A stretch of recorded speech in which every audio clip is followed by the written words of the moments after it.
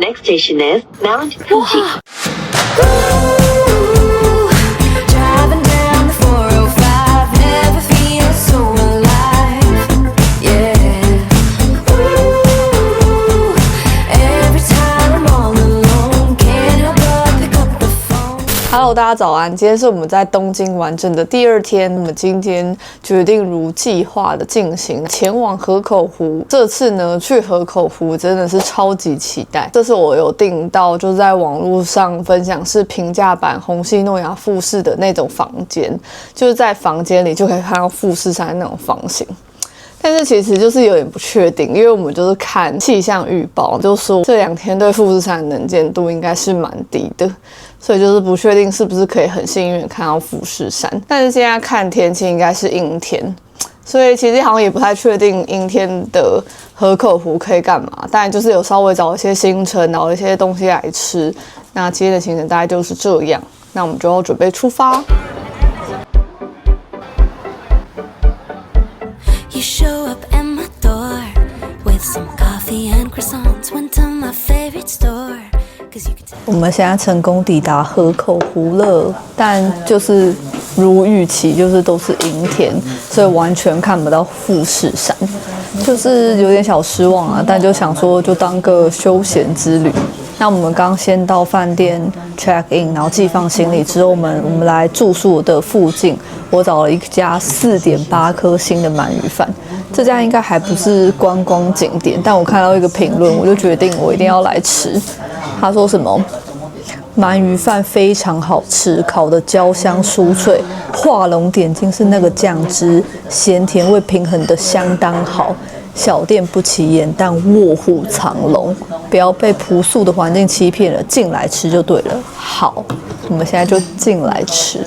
它的鳗魚是現烤的，現在來開箱。會有一些簡單的小菜，然後跟一個清湯，這是綠茶。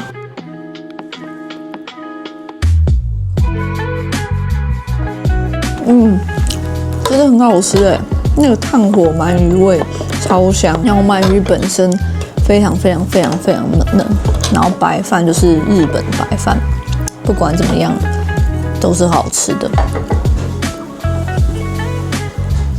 而且我覺得它那個醬汁也很剛好，沒有特別鹹，或者是全部都是醬，醬汁的量很適中，好吃吃。現在來喝這個清湯。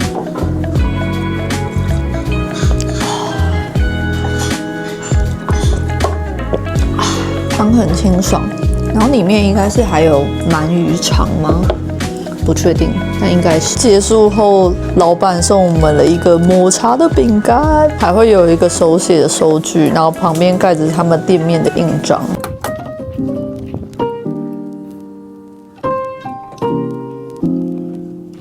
哇，全白的住宿，一進門就有2張雙人床。最遠邊這邊有一個小的客廳，然後這個小客廳呢，旁邊就是有一個超大的落地窗。如果天氣很好的話呢，這邊會出現富士山，就正對着眼前。很希望可以在這邊可以看到富士山。再來轉過來這邊是電視，還有一個超級大的陽台。在這裡面的會有大富士山。轉過來走。在門口的地方有非常簡易的廚房，有微波爐，然後呢還有小的冰箱。門口的這邊就是浴室，裡面有廁所，我本人。然後轉過來呢，這邊就是有一個，就是浴缸，小小的。陰天的富士山河口湖行程。我們決定跟飯店租腳踏車，然後決定騎腳踏車去環湖。Go， 出發！衝！耶！腳踏車。我們第一站騎來河口湖，可以在這邊騎鴨鴨。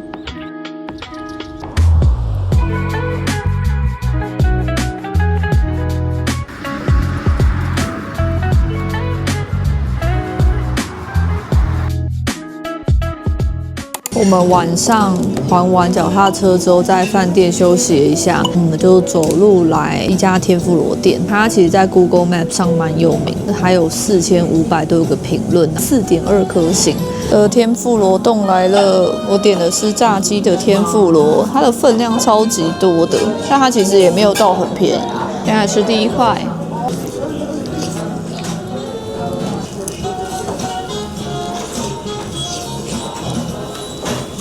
完了，我有點吃不懂这個好吃的點在哪。我覺得它的雞肉吃起來很像杏鮑菇，是很 juicy， 但吃起來就不像雞肉。它的麵衣是很多啦，但感覺沒有覺得很厲害。我反而覺得丸龜烏龍麵的天婦羅可能還更好吃。我媽剛補充是炸蝦很好吃，但她也覺得其他還好。所以如果有想要試這家店的話，可能吃炸蝦的天婦羅就好。一起床就看到這個景，太不可思議了。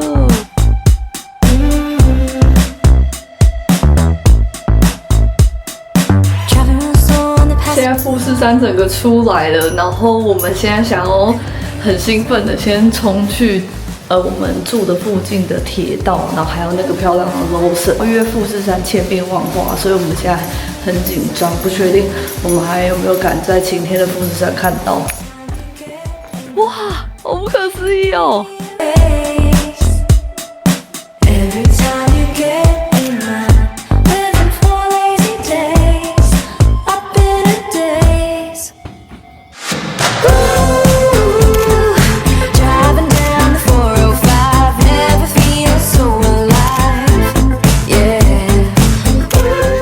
我们现在決定要騎腳踏車拍那個五重塔跟富士山可以騎的景，我們現在不確定有沒有辦法拍到。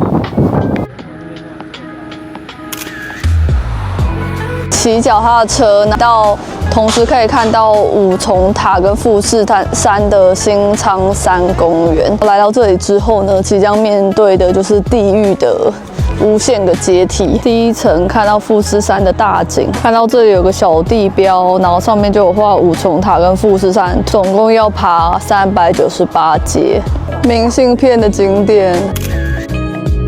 整個超經典的，完全覺得爬這些398階梯完全值得。要在新倉山公園拍五重塔加富士山，根本就是一場硬仗。上面人真的超級多，就是要有點耐心。但我覺得我們很幸運，就是遇到人蠻好的人，然後就有幫我們拍3個人的合照，算是完成了我媽的夢想清單。因為我媽本身是有在畫水彩畫的，然後她自己就一直很向往這個五重塔加富士山的景。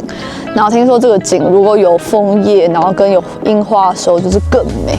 但我已經覺得現在的這種晴空萬里富士山就已經超級 amazing 了。下山的路上景也超美。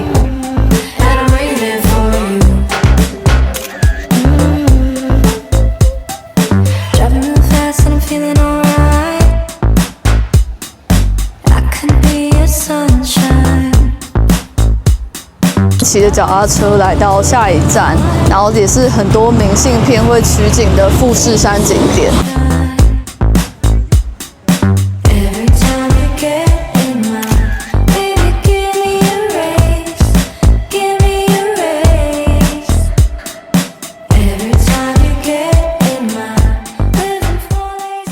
我簡單分享一下今天的追富士山的攻略。我們首先呢，就是先在手機上面看到今天5月24號的天氣預報。我是直接使用 iPhone 手機的天氣，搜尋河口湖，那上面就會有一個富士山河口湖亭，這邊就會有即時的天氣預報，然後我就會點進去，然後點進去呢，上面就可以看到說幾點幾分的時候呢，會是一個大晴天，就只會有個太陽，然後沒有雲。前天晚上看呢，就發現就是我們一路從清晨就是4點半日出開始，一路到今天的上午的11點半都是大晴天，所以我們那時候一大早就決定5點起來追富士山。終於知道為什麼要有這種面富士山的房型，因為面富士山的房型真的超讚。我們就是躺在床上等山冒出頭來。然後一開始清晨的時候呢，霧非常非常非常大，所以就是只有看到那種霧蒙蒙，先露出一個山頭。然後我們就原本很緊張，想說，霧到底會不會散開？但我媽就說，依她的經驗，霧很大的清晨那一天一定會是大晴天。過沒多久，就整個山就出現了，清晨的山就出現，然後隨着陽光升起，富士山就越來越清楚。我們就先在房間裡拍。這個房間的點超級好，就是這個房間只要一出去，就是走可能3到5分鐘嘛，就會到那個鐵道的那個打卡景點，再走可能6到10分鐘就可以進到 Lawson 的那個打卡景點。打卡完這個2個點之後呢，那時候大概是早上的7點，我們就下定決心說，好，既然今天的富士山那麼清楚，我們就騎腳踏車決定前往五重塔，就可以看五重塔加富士山的那個金昌山公園。然後就騎，然後大概騎了1個小時吧，超級瘋的。而且我覺得這裡的腳踏車道很不適合親子一起來，就是因為它沒有規劃一個腳踏車道，所以有些路段就是要過馬路或是騎腳踏車的時候，其實會人就車子跟腳踏車其實是會並排一起行進的。我覺得這個整個過程其實如果是有小朋友啊，其實會比較危險，但是就是整體騎腳踏車就很方便啦。然後接着我們五重塔結束之後呢，還有一點時間，然後大概是8點半左右，我們就決定再騎腳踏車，大概是再騎的15分鐘到快20分鐘，然後骑到那個商店街那邊，接着就是骑腳踏車回來飯店的時候呢，大概是10點10分，就是一個非常完整的早上的追富士山之旅。我們大概就是騎回來的過程中，就開始有雲會遮住山頭，所以我們就是非常感謝早起的自己，也覺得非常幸運可以訂到這間住宿，讓我們可以在清晨的時候躺在床上等富士山出來，再決定要不要出門進行這一連串的行動。所以我超級推薦這間住宿給大家。然後希望分享完之後呢，就是我未來想要來河口湖的時候，還有機會再訂到，真的超級喜歡的，推薦。我們現在來吃午餐，然後我们隨便選了在我們河口湖站附近的一間吃親子丼啊、炸豬排丼的一家店。